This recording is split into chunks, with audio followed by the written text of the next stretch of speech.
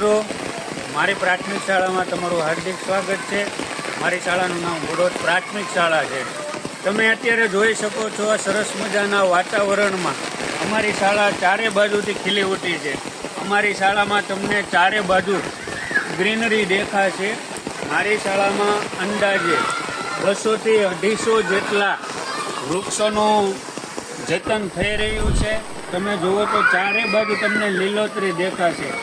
તો તમે જોઈ શકો છો કે અલગ અલગ પ્રકારના મારે ત્યાં જાસૂદના ફૂલ છે, ગુલાબના લગભગ 125 જેટલા ફૂલ છે, આ બાજુ ક્રોટોનના ફૂલ છે। અલગ અલગ પ્રકારની વનસ્પતિઓ, ઔષધિઓ, કિચન ગાર્ડન, આ તમામ પ્રકારની સુવિધાઓ મારી શાળામાં ઉપલબ્ધ છે। તો આ બાજુ તમે જોઈ શકો છો અલગ અલગ પોટ્સ મૂકેલા છે। પછી આ ગાર્ડનમાં ગુલાબ છે, જાસૂદ છે, એલોવેરા છે, ત્યારબાદ આ મિની ગુલાબ છે, ક્રોટોન છે, પછી આ વિક્સ તુલસી છે જે એક ઔષધિમાં છે। શરદી થઈ હોય કે ગમે એટલી હોય ત્યારે એના 5 પાન તમે ચાવી જાઓ તો તમને શરદી જેવા રોગો પણ મટી જાય। આ છે મારો ગુલાબ ગાર્ડન, એમાં આ દેશી ગુલાબ છે। તમે જુઓ તો વિવિધ પ્રકારના રંગોથી ભરેલા, તમે નજીક આવીને જોઈ શકો છો કેવા સરસ મજાના ગુલાબ આવેલા છે।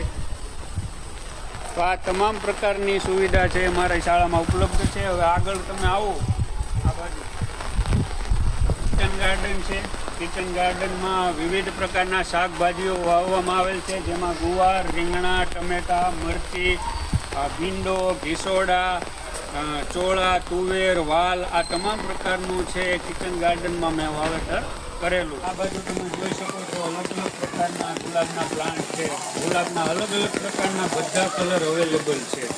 અમારી શાળામાં ઇકો ક્લબને લગતી તમામ પ્રવૃત્તિઓ કરવામાં આવે છે। બાળકોને વૃક્ષોનું શું કામ છે, વૃક્ષો આપણને ક્યાં ક્યાં ફાયદારૂપ છે, એ તમામ પ્રકારની માહિતી અમે બાળકોને લાઈવ આપીએ છીએ। ત્યારબાદ મારી સાથે ઔષધ ગાર્ડન જોવા તમે આવો।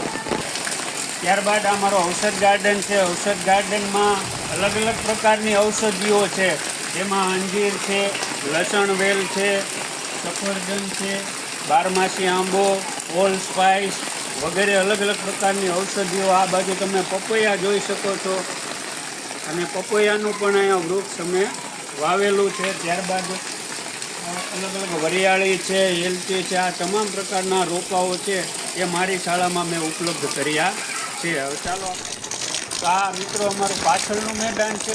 તમે જોઈ શકો છો લગભગ 50 પ્રકારના વૃક્ષો છે, અને અહીંયા અમે વાવેતર કરીએ છીએ।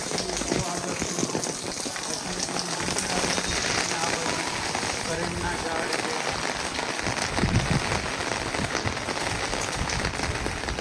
બાજુ ચારે બાજુ માત્ર હરિયાળી ભરેલું વાતાવરણ છે, અને તમામ પ્રકારના વૃક્ષો, તમામ પ્રકારના પારિજાતથી માંડીને લીમડો, સરગવા, પછી કરંજ, બધા તમામ પ્રકારના વૃક્ષો છે મારી શાળામાં હું જતન કરી રહ્યો છું।